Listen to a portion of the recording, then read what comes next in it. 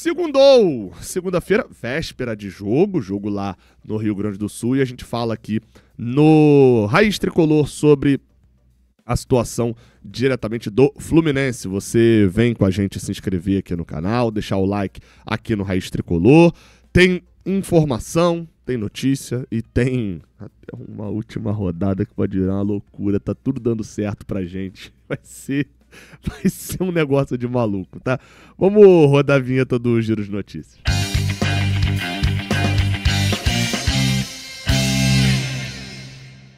A gente abre aqui esse vídeo de Giro de Notícias com notícias, né? A gente fala sobre a situação, inicialmente, do Zubeldia para esse jogo contra o Grêmio, né? Vai ser um relacionados interessante para esse jogo lá no Rio Grande do Sul. Canóbio, por exemplo, forçou um cartão amarelo na partida contra o São Paulo e não vai para o jogo. Tá? A gente depois vai falar aqui sobre o substituto dele, mas fica a dúvida sobre quem mais não vai para essa partida também, né? Será que o Thiago Silva, de repente, não vai para esse jogo? É um cara que já tá numa sequência de jogos aí, no geral, né? Pegando o segundo semestre, uma sequência de jogos bem grande, né? O Thiago Silva tá focado nessa reta final também em ser campeão da Copa do Brasil, e se você pegar o número de jogos dele por ano, já é uma das temporadas, um dos anos que o Thiago Silva mais tem jogos, tá? Nos últimos... Olhando aqui rapidamente, nos últimos 10 temporadas, o Thiago Silva só jogou mais de 43 jogos, que é o que ele tem atualmente, uma vez na temporada 2021-22 pelo Chelsea, tá? E foi justamente uma temporada muito, muito legal, onde o... Aliás, não foi a temporada muito legal, eu fui observar aqui, não. Foi a 21-22, o Chelsea não ganha Champions, é a 20-21. Enfim, o Thiago Silva jogou 47 jogos só nesse ano. A média do Thiago ali é jogar 38, 35, 35, 35, 39, 39, 40. No geral, ele joga a média de 40 jogos. Tá jogando acima, pode ser que seja poupado. Não sei, né? Vamos ver como é que vai ser esse jogo lá no Sul. Não que o jogo não seja importante, o jogo é muito importante para conquistar a vaga direta. E o Fluminense acho que tem total noção disso, mas obviamente não faz sentido você perder um Thiago Silva para uma semifinal, né? Quero saber também se algum jogador mais vai ser poupado. O Canóbio a gente já sabe que tá fora, vai ser a primeira vez que o Luiz Zubeldia vai escalar o Fluminense e não vai botar o Canóbio, vocês sabiam disso? É tipo um Fábio, né? Dos 14 jogos que o Canóbio atuou que o Zubeldia treinou o Fluminense, o Canóbio esteve como titular em 14. Foi substituído 10 vezes, inclusive, tá? Então vai haver mudanças nesse jogo e talvez até mudanças já pensando no jogo contra o Vasco também, né? Porque o Canóbio tá suspenso para o jogo de ida contra a equipe do Vasco no Campeonato Brasileiro. Então hoje o Zubeldia vai fazer testes ao longo do dia no último treino antes do jogo contra o Grêmio e vai ser já meio que uma prévia do que ele vai ter que escalar na partida contra o Vasco na semana que vem na Copa do Brasil. Já é na quarta-feira que vem. Alô, para comprar ingresso, hein? Jogo de ida já tá aberta a venda de ingresso pro jogo de ida. Que na quinta-feira no Maracanã, compre ingressos. A torcida do Vasco não tá comprando muito, não. Esgotou um setor, tem setor misto aberto, ingresso pra cacete à venda. Aproveita lá pros sócios do Fluminense, já tá aberto com promoção. Mas vamos lá, quem vai substituir, né? Eu sei que você tá gritando Riquelme daí, tá? Mas vamos lá, desde que o Zubeldia chegou ao Fluminense, ele usou Riquelme por mais ou menos 40 minutos, tá? Usou um pouquinho, mais ou menos não, aliás, mais ou menos 30, né? Ele usou um pouquinho contra o Juventude, depois usou um pouquinho contra o Ceará e foi só. Pelo visto, não considera o Riquelme como pronto, como possibilidade. Vai ficar entre Keno e Soteldo mesmo, com a situação pendendo mais ao Soteldo, tá? Nos últimos 3 jogos, o Zubeldia usou o Soteldo 2 vezes, ele deu uma assistência circunstancial no jogo contra o São Paulo, mas alivia um pouquinho a barra dele com a torcida. No caso do Keno, ele não vem... foi utilizado por várias vezes, era a primeira opção no banco em vários momentos, mas desde o dia 9 de novembro, né, no jogo contra o Cruzeiro, ele não foi utilizado mais. Então, acho que ele vai de Soteldo contra o Grêmio. E vai ser um clima interessante, porque o Soteldo com certeza não deixou saudade lá no Grêmio, não. Então, vamos ver como é que vai ser, cara. Torço pra dar certo. Acho que não vai dar. Eu iria de Nonato. Iria de compor mais o meio de campo, faz o Diniz ter a bola, mas ter dificuldade de passar e a gente tem força para contra-atacar, pegar o time todo aberto.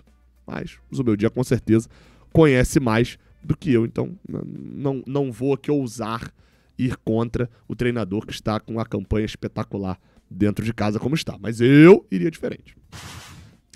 Cara, vamos falar aqui de Campeonato Brasileiro, porque, meu amigo, a vitória do Fortaleza. Vocês viram isso, cara?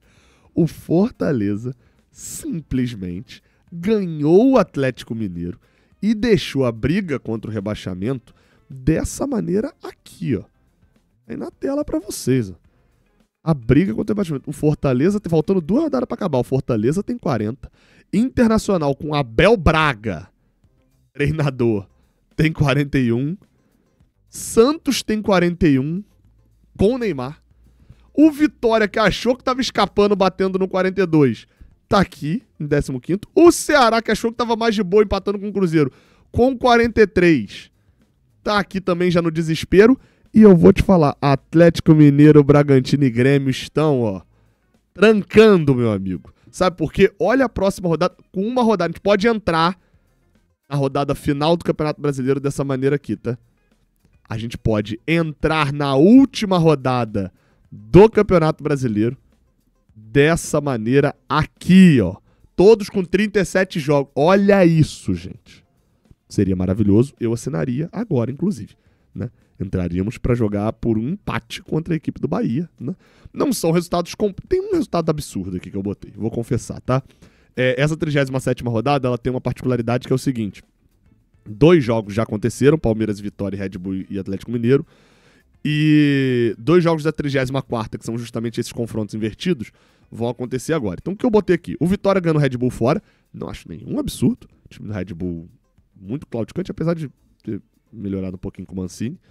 O Palmeiras ganhando o Atlético Mineiro fora de casa, também nenhum absurdo. O Atlético Mineiro não faz nada, né, pra agradar a Deus também. Apesar de ter, obrigado Atlético, ter perdido pro Fortaleza, ajudou bastante. Eu vou explicar já já o porquê.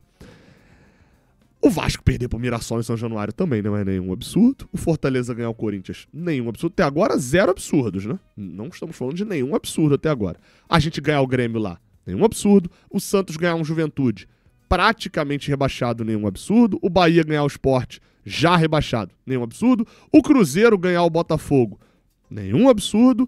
O São Paulo perder pro Internacional, é difícil, né? Porque o São Paulo perder, nenhum absurdo. O Internacional ganhar, absurdo. Mas vamos lá. Esse daqui não tá no absurdo ainda. O Ceará ganhar o Flamengo Maracanã é absurdo. Esse daqui é o que eu falei, que eu tô pela sacanagem, tá? Posso até botar aqui. É porque é uma merda. Porque pro Ceará passar passar o Vasco e a gente ter graça aqui, o Flamengo tem que ser campeão. Porque na última rodada é Ceará e Palmeiras. Mas vamos lá. Bota um empate aqui. Flamengo é campeão. Que merda. 13 gols de vantagem, não vai passar. A não ser que tem um número de vitórias aqui, né? Tá aí. Deixa um empatezinho aqui. Olha como chegaria a última rodada, gente. Tem que o Ceará teria que ganhar pra passar o Vasco, né? Merda é essa. O Ceará tá ganhando. Vamos botar o impossível mesmo. A última rodada chegaria simplesmente com Fortaleza 1, Internacional 2, Santos 3, Vitória 4, Atlético Mineiro 5, Red Bull Bragantino 6, Vasco 7 e eu acho até que o Grêmio 8. O Corinthians eu não sei se o Corinthians e Ceará ainda teriam chances de cair, né, pela tabela que teriam, mas não sei se combinações matemáticas funcionariam pra eles caírem, porque, por exemplo, Atlético Mineiro e Vasco se enfrentam, né? Mas assim, a gente chegaria com por baixo aí, não fiz a conta total, mas pelo menos uns 6, 7 times com chance de ser rebaixado. E 2 vagas em aberto. Seria uma última rodada insana, tá? Absurda a última rodada. Mas agora falando na prática, né, fora tudo isso aqui que eu fiz,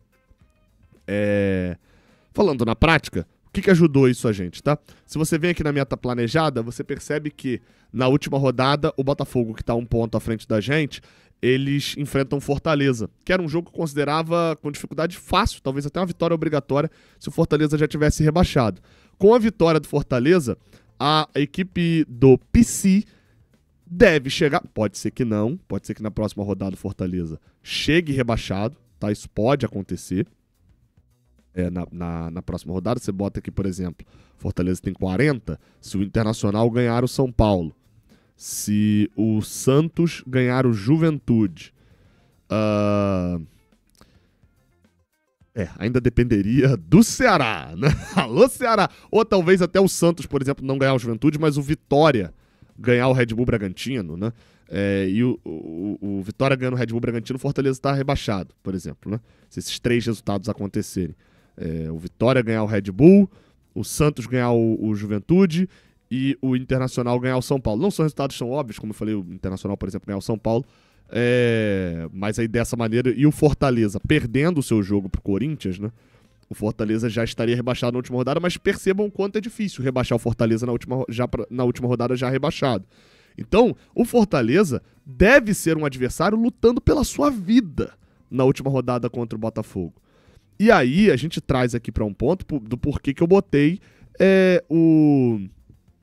a equipe do Fortaleza como um adversário difícil para a última rodada. Porque tanto essa briga pela sua própria vida, né, quanto também o fato da boa sequência que o Fortaleza tá, o Fortaleza está em meio a uma arrancada, dificultou muito a vida do Botafogo. E lembrando, caso a gente só precisa fazer mais pontos que o Botafogo. Então se a gente fizer 3 pontos e o Botafogo empatar as 2, a gente passa o Botafogo. Se esses 3 pontos forem contra o Bahia, a gente tá na fase de grupos da Libertadores. Inclusive lancei hoje um outro vídeo explicando por que a gente precisa ir pra fase de grupos da Libertadores. O quanto de merderê que tem nessa pré-Libertadores que a gente não pode enfrentar os times que estão se classificando. Então, cara, ajudou muito essa vitória do Fortaleza. Só pra vocês terem noção, os 2 adversários do Botafogo na reta final. Tudo bem que o Botafogo aqui, ó, isso aqui é a sequência de invencibilidade. No Brasileirão, o Cruzeiro está a 11 rodadas invicto, o Botafogo está a 8, né? E o Fortaleza está a 7. Então o Botafogo vai enfrentar simplesmente os outros 2 times que mais têm sequência de invencibilidade, tá? Galera. Então, pelo menos, dá uma animada pra gente. Esse resultado acabou sendo muito importante. E o jogo contra o Grêmio vai ser crucial pra isso. Pra gente chegar na última rodada já com vantagem também, pensando numa vaga direta. Tamo junto, não se esquece de deixar o like aqui embaixo, se inscrever aqui no canal. Até a próxima, valeu!